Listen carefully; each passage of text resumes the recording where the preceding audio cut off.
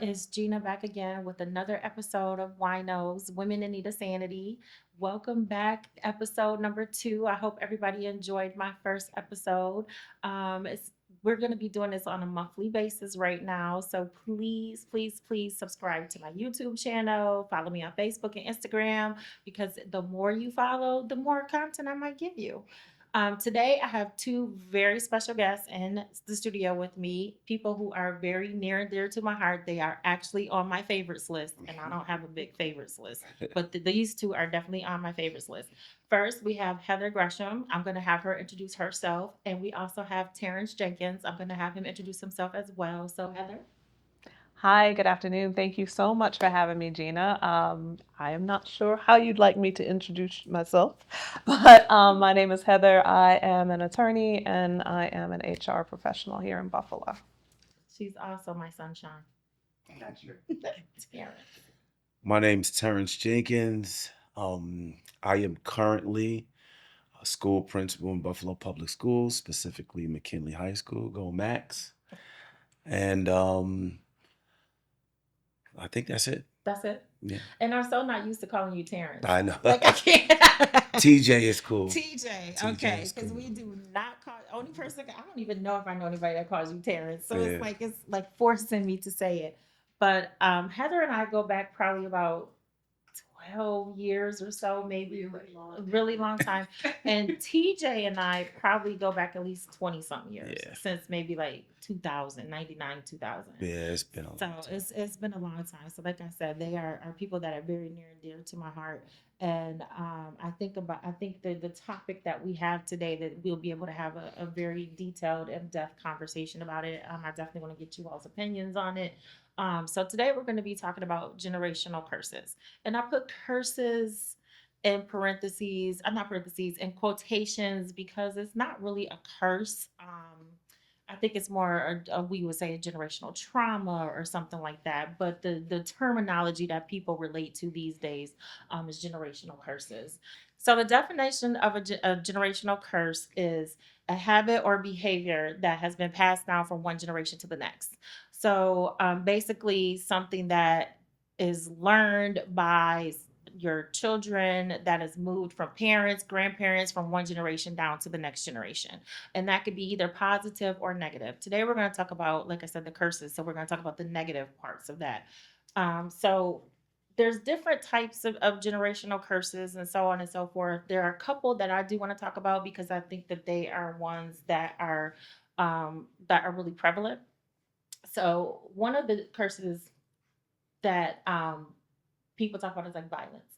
Hmm. So you would say, I've seen violence in my home, whether it's domestic violence or gang violence or something like that. So it's only gonna pass down from generation to generation. Mhm. So Heather, do you agree with that is something that is learned and passed on, or what is your take on that? I definitely think so, especially we see it, I think, most common in how people parent their children, how they discipline children, and how, you hear it a lot. Well, I'm gonna spank you so that you know what's good for you or you learn not to do something. And I think that that is something very common in our community. And it is a practice that if you will no necessarily fall into it unless you actively choose something different. Okay, TJ. Yeah, I agree. Um, I think it goes even further back to slavery.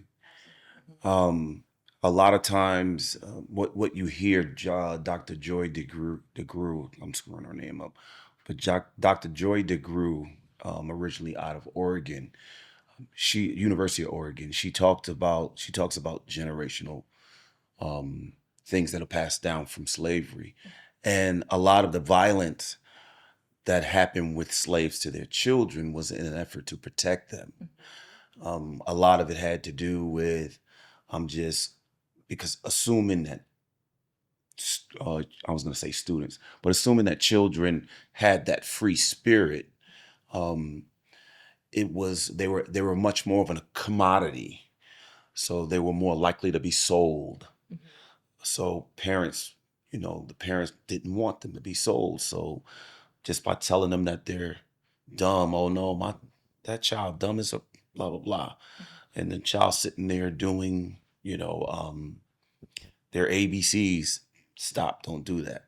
So a lot of it had to do with protecting the children.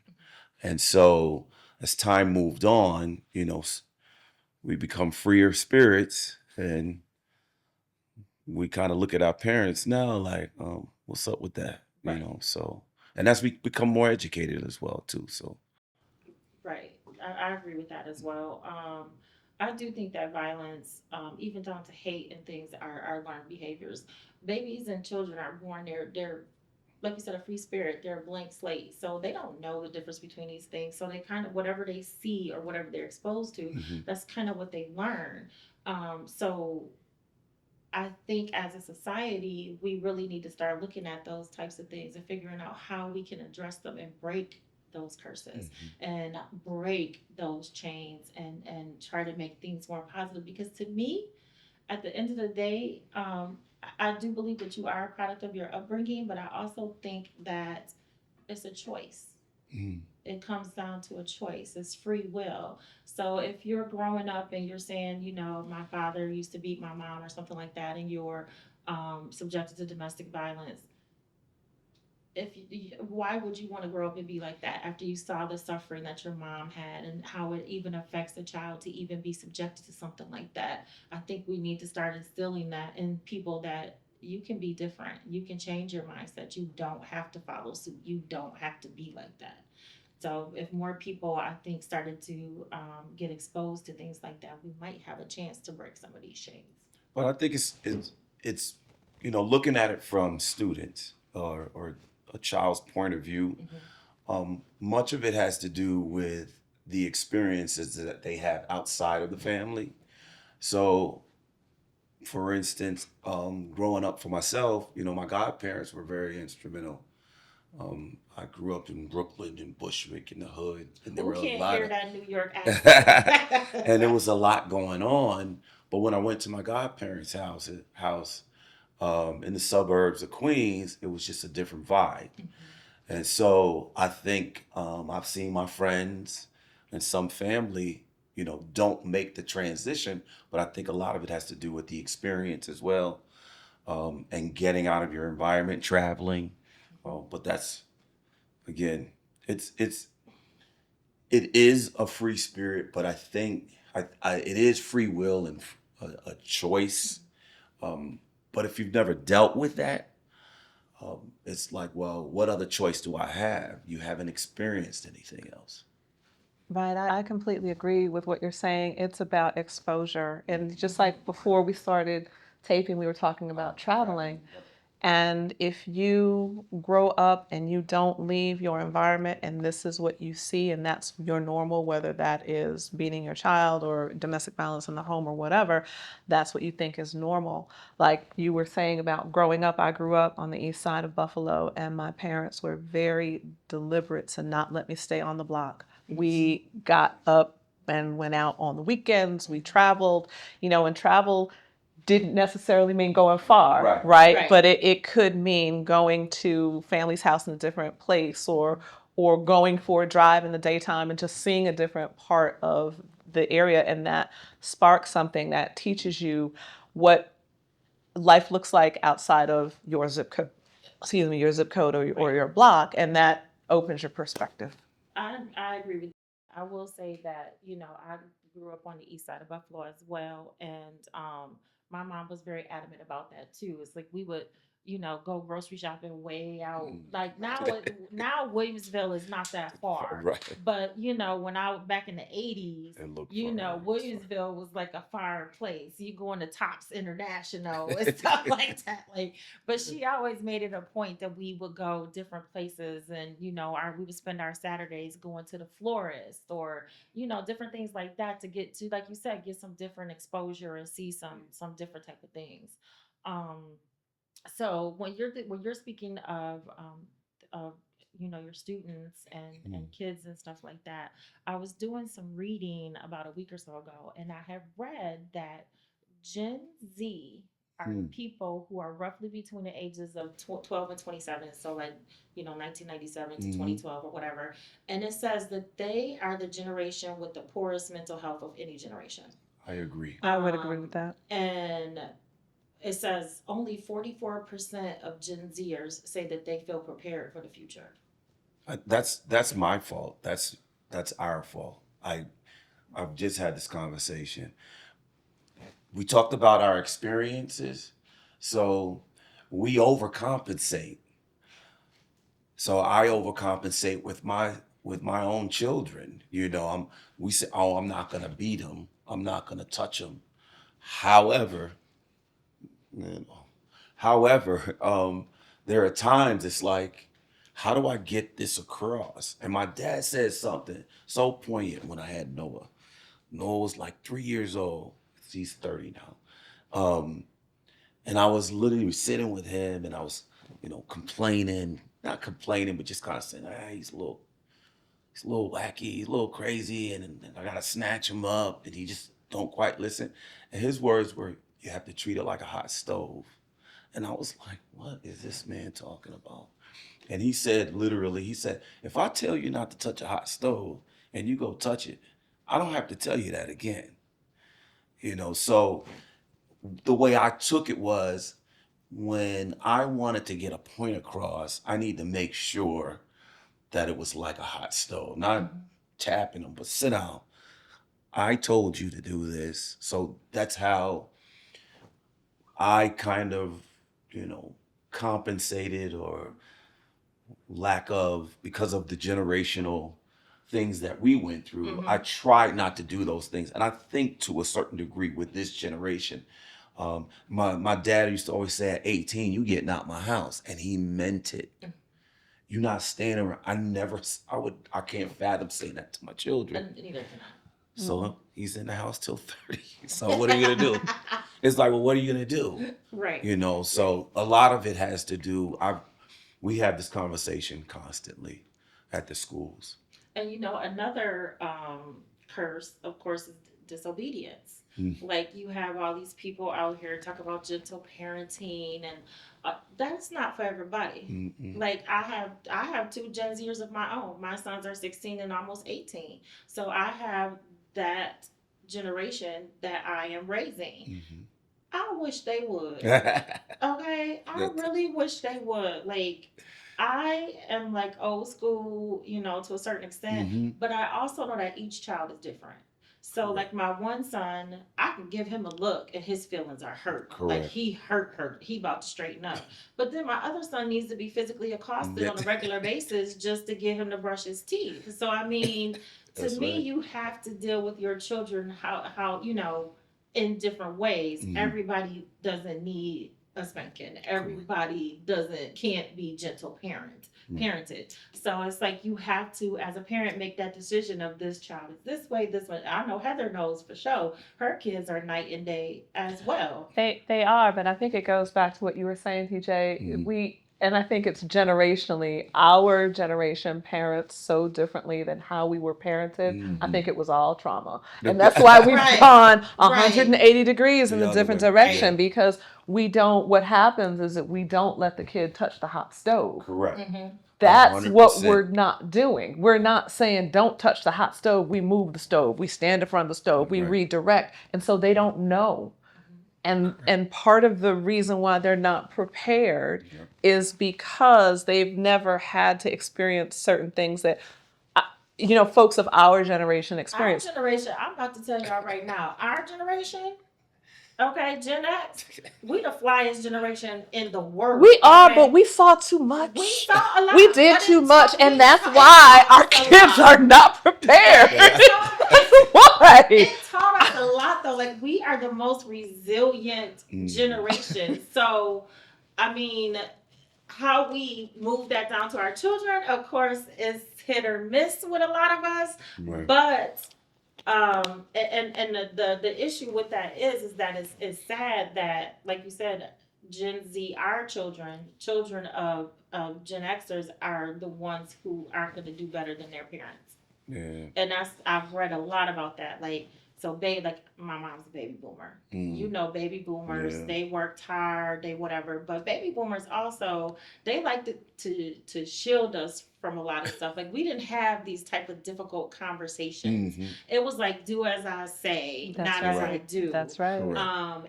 It was more like that where they really I'm gonna throw you on the hot stove because you gonna figure this out and you gonna learn. Throw you right You in the gonna learn water. You're today, gonna learn to right? swim We gonna today. we gonna throw you in the deep end, Yep. and that is a thing now with like I said, the disobedience and violence and stuff like that with the generation below Mm-hmm. us is that we try to shield them from all of that. And they used to say, I was just watching this video the other day about things that black people say, Mm. and they said a hard head makes for a soft behind. And it does. It does. It does. But you really don't think about how deep that is that if we keep them from touching the hot stove, they're never gonna learn. Some people That's have right. to learn the hard way. That's right. Correct. Sometimes you do have to go out there and let them learn the hard way. And that's how I am with my youngest son. I'm like, okay, you 16, you know everything. I'm gonna let you go out here Mm-hmm. and tear your ass Yeah, before, and then when you come back and be like, mother, such and such and such and such and such and such, I'd be like, trying to tell you. I tried to told you. Tried Told like, you. but everybody is not like that. They want to try and keep their kids in a bubble. They want to cuddle. I mean, I just shake my head sometimes. Like we don't want them to take the metro, or we don't want them to do this. I was taking the metro bus, and I'm aging myself, and it was a quarter. Drop your quarter in there, take the bus all the way. And I went to school 56, which was Olmsted back then, all the way on West Delavan, and I lived on Moselle on the east side. Oh, I would wow. take the bus from over there to Moselle. Okay, I did but you 2 better. hours I a had to day. call my mom as soon as I got in the house. You in the house? Like latchkey kids. Yes. Like Right, right. We 100%. were Me last and you my had sister at was least like three that. or a couple of hours. Get your tail in that house. Close that door. Make That's right. yourself something to eat, or is something in there. Them dishes better be washed Done. when I get Done. home. Done to this day. That's right. Right. Like I keep a kitchen clean listen, because mommy didn't play. Mama didn't play. When she worked all day and she came home, if it was a dish in that man, Not even a cup. not even a fork, Nothing. nothing. My sister would leave it in there because I was in charge of all of that, the kitchen, and I clean it up, make sure I did my dishes the way they're supposed to be done. Go in the room. My mother come home. Why is this cup in there? I'm like, oh, that's your responsibility. And I'm looking at my sister like, Why you do me like that? seriously, dude? Like, come on, at least keep the cup with you Right. till she get home, you know? Do Like, something. but anyway. So then that also leads into another thing, like bad habits. So Mm. then you bringing up bad habits and stuff like that. So we take on a lot of kids take on the bad habits of their parents, and that turns into a generational trauma or a generational curse that you're taking on the bad habits that you see your parents doing. I know I got one. My dad used to always come home and have him a little taste after a stressful day. That's me. Stressful day, I have a taste. Noah come home because my son is in education now. He's in the school. He's, Dad, I don't know how you do it. Grabbing my little pour it. I'm like, what are you doing? You can have one with me. I'm like, that's mine. What are you talking about? But you know what you said?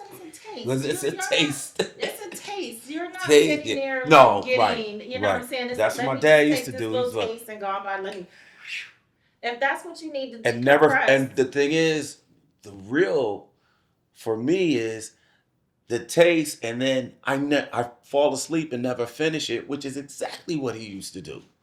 Sit there and it's just wasted, but it's That's just this what you thing. felt that you needed to calm yourself Yeah, down. it's just Because this thing. okay, let's unpack that for a second. So Okay. your dad had a rough day. He came home. He had his little taste. Mm, That probably calmed him down and put him in a space to be able to deal with his family. Yeah. I mean, you know what I'm saying? Yeah.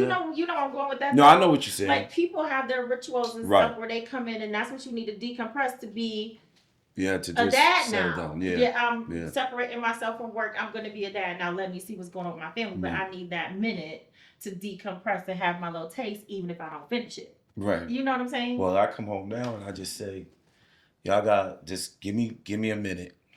I say it all the time. Give me a minute. If I walk in here and I sit down, and I barely take anything off.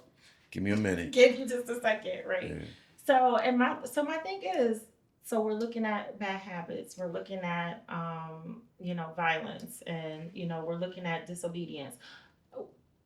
What can we do, or where do you all see that we can start to try and kind of break these cycles? Like, uh, how can we kind of deter some of these patterns to try to to keep from being traumatizing, or to keep from you know generations deteriorating and stuff? Like, it really scares me that my kids fall into that generation where it says that they're not going to be better than me. Right. I think that one place to start is by talking.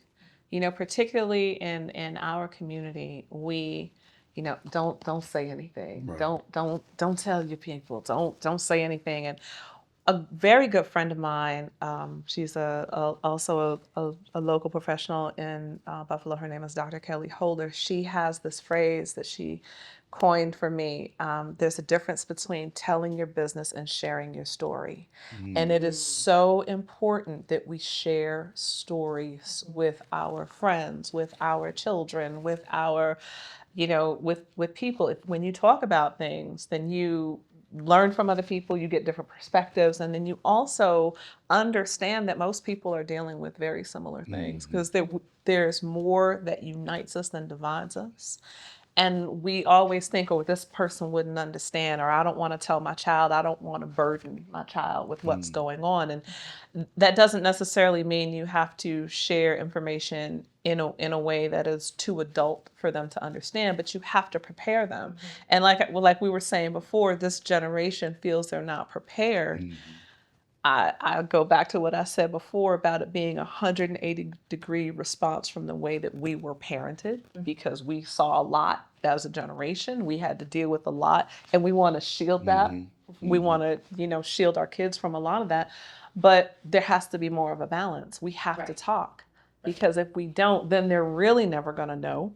And then and remember, these are the people who are going to be running the country soon.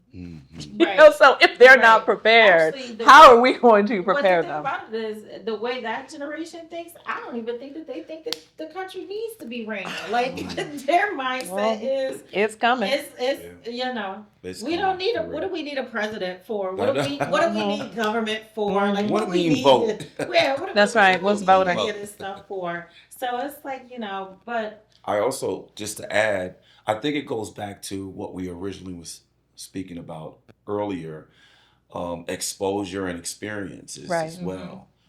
So what I try to do with the students a lot is I'm pretty transparent at school, which some people like, you too transparent. It's like, no, they need, they can relate. They need to Right. relate. right, So my mantra to them is work hard and party safely and party hard.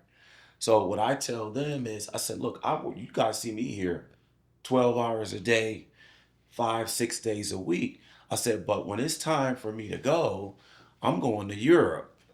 Like, and I shared the pictures and stuff with them. Like, look, but you guys can do that too. That's You right. get that exposure. right. So I think a lot of it has to do with, setting up, I don't know. I've always said I don't want to do, when I retire, I don't want to deal with kids. But I'm thinking Come on, like some TJ. type of travel camp, like a camp that students get out of Buffalo, get out of New York State, and make our way into other countries. You need a passport. Why do I need a passport? Well, let's sit down and talk about that. Right. So you can go here. You see these Caribbean islands you want to go to? You need a passport. So we have these conversations, but in their mind, they have to, you got to kind of put it out there and give them an opportunity to experience it. And you know what? During my reading and reading up on this particular topic, I don't even know where the quote came from, but I thought it resonated with me. So the healing begins with you. Mm-hmm. So it begins with you directly, and it says what has to be understood is the only way to break these chains is to understand that they exist. Right. people like to put up blinders to things and not really understand that these things that you are exposing the next generation to can hamper them or help them. Like you never, you know what I'm saying? You never know. Like you had a mindset, oh, my parent did this, I don't want to be like that. I'm gonna do the opposite. Or you'll see them say, my parent did this, so it's meant for me to be that way as well. So it's like you have to, people have to identify that they exist. But even going back to what you guys were saying, within our culture, like you said, you don't tell your family business or this and that. And another, curse that I think of is illness, whether it's physical or mental. And Black folks ain't gonna address no mental illness. We talked about this on my last podcast as well, is how, a lot of people say they won't go to therapy because they were taught, I don't tell my business. That's right. So I'm not gonna sit here and tell this person all my business and it's that. But if it's gonna help you, if it's gonna help you get past trauma, if it's gonna help you understand some things and some decisions and some ways that your lifestyle is, if you start unpacking that, you might realize that, hey, I can change these things, or I never really realized that that was a issue or a problem, or how I can portray that, and it could be traumatic to my children or just somebody else. So it's like we need to break that chain as well. Like it. Well, the what I say to that too, especially mental health. So my background, I was a a counselor prior to going into principalship. What has to happen, which is very hard, as you said, it starts with you.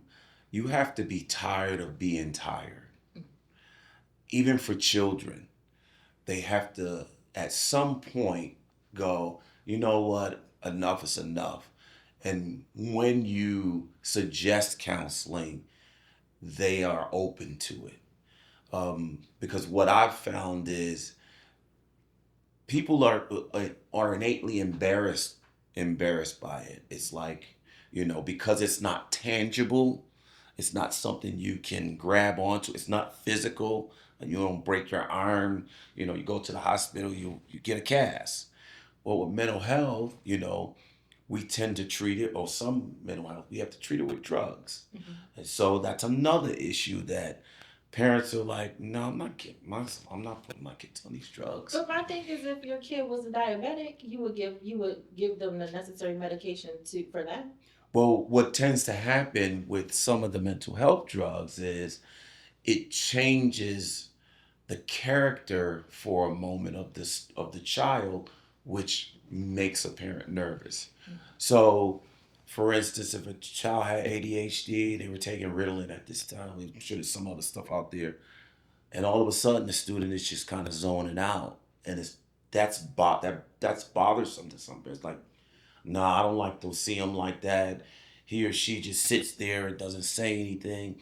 And what has to happen is the education comes in for that parent is, hey, it's an adjustment. Okay, maybe let's pull back on the dosage, but that's all education. It's a work in It's a progress. work. It's work. Yeah, it's a lot of work.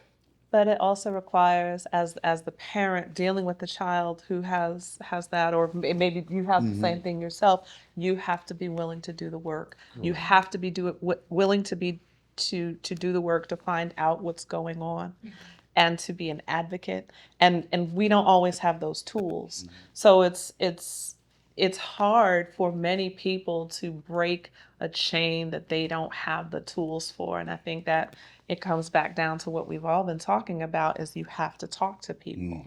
Because if you don't say, hey, I'm struggling with this, then maybe I don't know that TJ has a Correct. solution, Right. or that Correct. Gina's been through this before. But what happens is that people just sit and suffer, or they think that, no one else knows, or they self-medicate, or they, go into other behaviors that are destructive.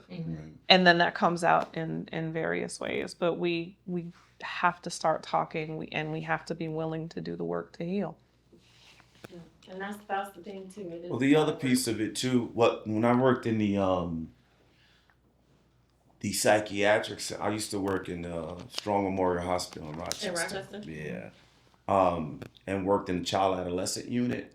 And what we would say is, as a psych technician, you're dealing with kids from 8 to 17.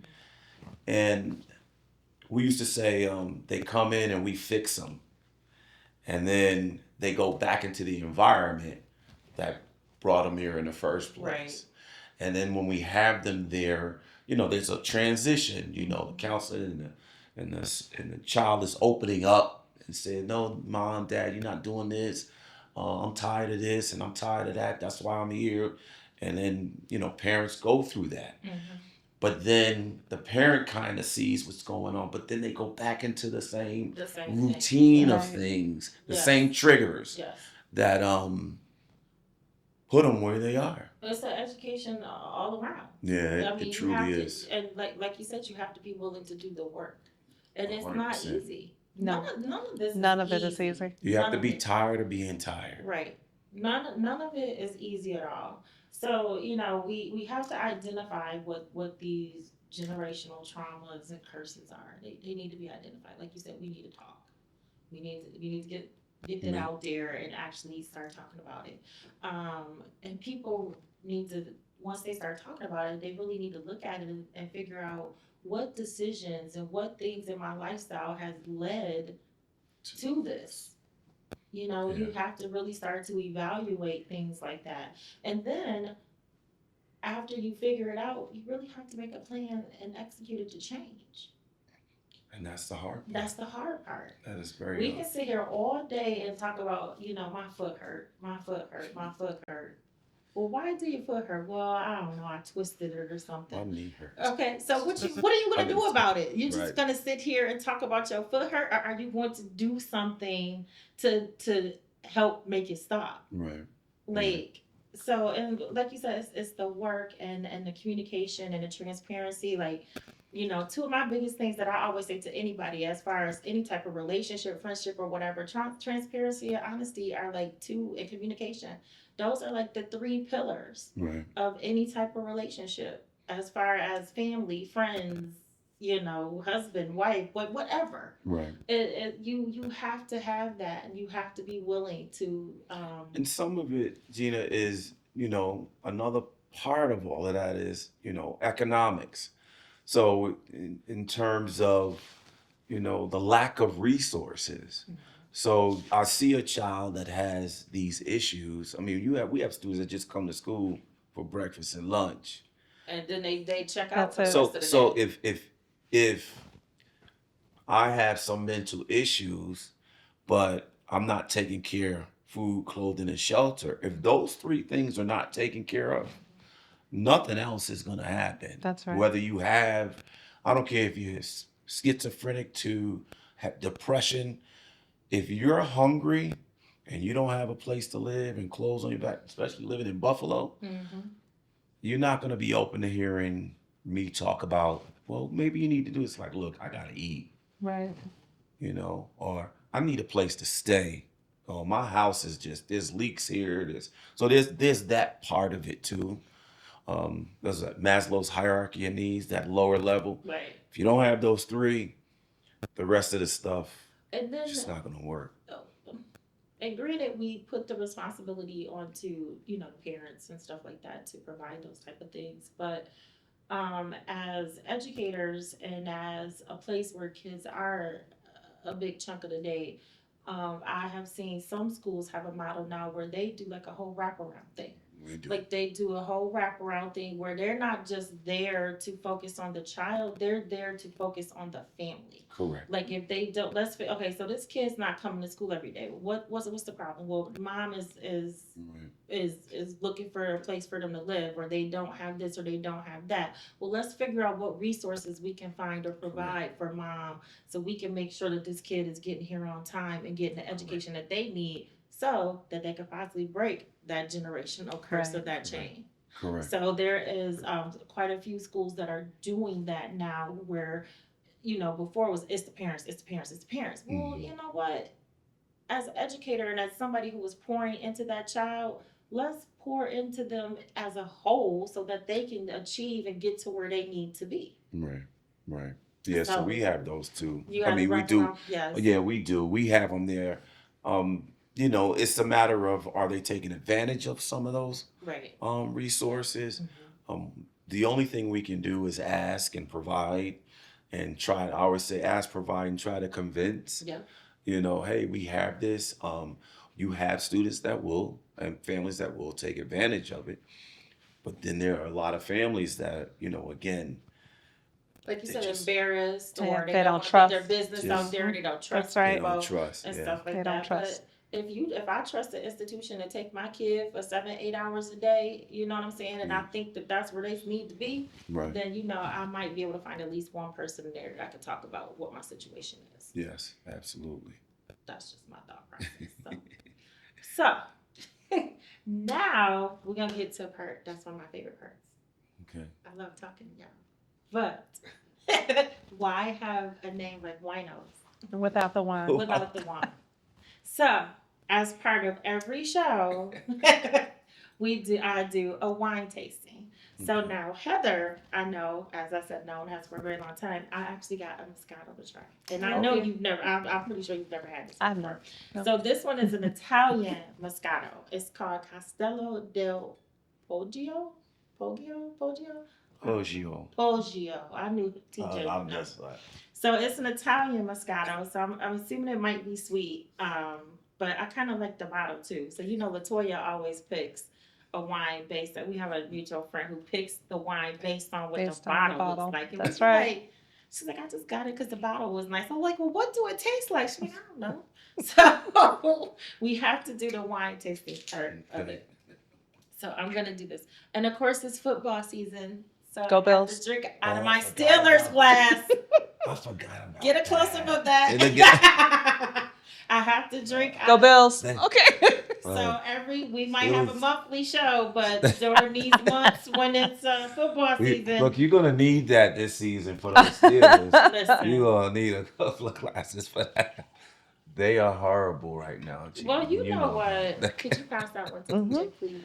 Thank you so You know much. what? Don't talk about my team like that, okay? And then Russell Wilson was out there practicing and hurt his calf or something. I'm like, what type of tomfoolery and shenanigans Russell got going on? He just want to stay at home with that baby. You got enough money. He really do. He could be a stay-at-home dad. Okay. So let's see. So most Italian Moscatos are bubbly. So it's not bubbly as bubbly as champagne or prosecco, but it has a little bubble to it. And most Moscatos are on the sweeter side. That's why Heather likes it sweets for the sweets. That's true. So, and I've never had this one before either. So we're gonna try this one and see. Okay. All right. Cheers. Cheers. Oh wow, that's super sweet. That's good.